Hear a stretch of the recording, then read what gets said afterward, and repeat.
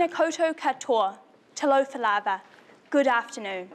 My name is Alexia Hilbertidou and I'm the founder and CEO of GirlBoss New Zealand. What is GirlBoss? GirlBoss is a by youth, for youth, social enterprise that was started to encourage young women into STEM fields so that they can become the change makers of the future and today. What keeps me up at night? What are my worries? I've grown up in a world where headlines like these have prevailed on my social media feeds. Women dropping out. The gender pay gap grows. Robots stealing jobs. Looking behind the headlines, I found that the statistics backed up my fears. New Zealand tech businesses are desperate for more employees. In fact, so much so that they've said that their biggest growth challenge is lack of employees for their businesses. On the other hand, we're seeing that their graduate rates for computer science and software engineers have dropped 42% from 2005 to 2010. New Zealand women are the solution to this problem. If we can target them and support them, then they can help our economy thrive.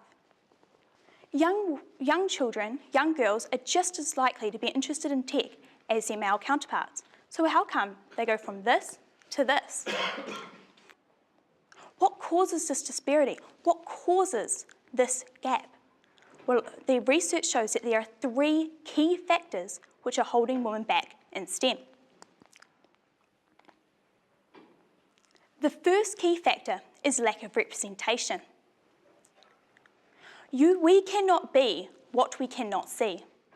Recently, I'm going to tell you a story. Recently, I was at a tech entrepreneurship challenge, and one of the speakers showed us this picture to inspire the audience to go into technology. This is a picture of the founders of PayPal. Now, I'm sorry, but I just cannot see myself in this picture. When these men are held up as role models, is it any wonder that young women, and in particular Māori and Pacifica young women, are not going into these fields?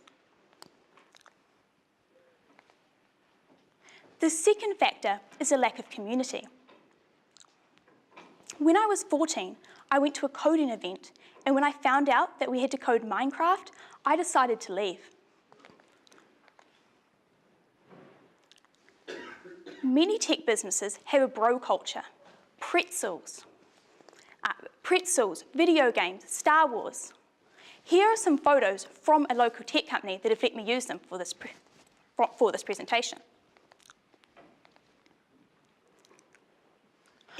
I don't need to drink beers with the boys, take a slide to my office, or have my formal job title be coding ninja or warlock wizard.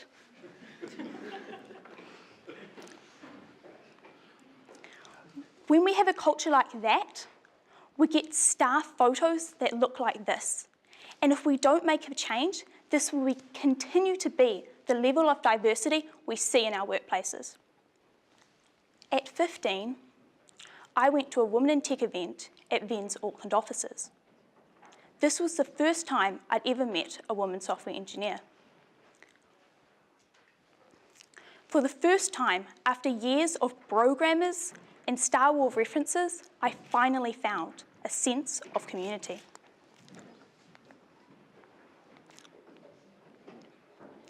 The third factor causing the disparity in STEM is misconceptions of difficulty. Media hype, which glorifies coding heroes such as Bill Gates, means that many young women do not have the confidence to go into these fields.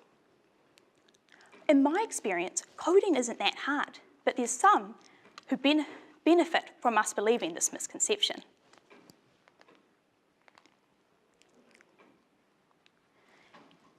So, to sum it up, lack of representation, misconceptions of difficulty, lack of community, is it any wonder that young women aren't going into these fields? You may be thinking, who is this young woman? And what is she doing, talking to some of these STEM leaders about what needs to change? And I've been asking myself the same thing. But all I know is that this is an issue that I care deeply about, an issue where I think I can make a difference.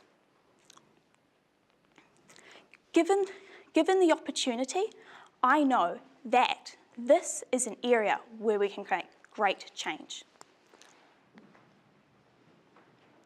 So, how does GirlBoss make a difference? GirlBoss strategy brings together the networking power of the entrepreneur and the increasingly important work of the scientist. This is science. We trial a range of solutions. We collect data via testimonials, surveys. We analyse the results and we repeat what works. Our second strategy is via strategic partnerships. GirlBoss has partnerships with Xero, Orion Health, AUT and KPMG. These organisations support our work because they know that if we do not address this problem, who will code our programs? Who will engineer our designs? And who will solve our scientific problems? Last year, when Xero was searching for software engineers for their New Zealand offices, they drew a blank. Out of their 200 hires last year, 70 had to be sourced from overseas. Xero are one of our biggest supporters because they know that that we can help them solve this problem. Earlier this year, we ran 2 conferences. This is our data that proves that we are on the right track and proves that GirlBoss has captured the zeitgeist. 380 attendees, 27 speakers, including Michelle Dickinson and Anna Curzon, and $16,000 in sponsorship. This is evidence that we are on the right track. GirlBoss has been featured in all the media shown above. This provides legitimacy and attracts agencies and members who are willing to get involved. Does GirlBoss improve the social well-being of New Zealand? When we ask this question, what do we mean? Isn't New Zealand just a collection of people? And if so, then yes, GirlBoss is making a difference. GirlBoss is making a difference in the life of 15-year-old Matre Jane, who interviews STEM leaders such as Michelle Dickinson and Victoria Metcalfe for our GirlBoss newsletter. GirlBoss is making a difference in the life of Molly, who at 14 went to our conference and is taking it next year, is taking digital technology next year. GirlBoss is making a difference in the life of 17-year-old Maisie Bentley, who is leading our school rollout in Wellington next year.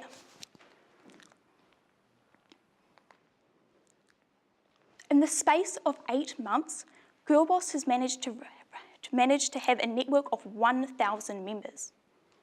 How do we do this? We understand our target market because we are our target market. He a te me nui, he tangata, he tangata, he tangata. What is the most important thing? It is people, it is people, it is people. But the thing that drives our overall approach in the country has got to be to get right the idea of a country where talent wants to live. And that, if I had a mission statement for New Zealand, it would be just that, a place where talent can thrive. Because if we ensure that we get that right, the creative people want to live here, work here, and export their capability to the world. Sir Paul Callaghan recognised that science and technology will be the tools that will encourage us to thrive. I agree. New Zealand was the first country to give women the vote, and it will be the first country to close the gender pay gap in STEM. Together, men and women, we will work together to create a better New Zealand for us all. Thank you.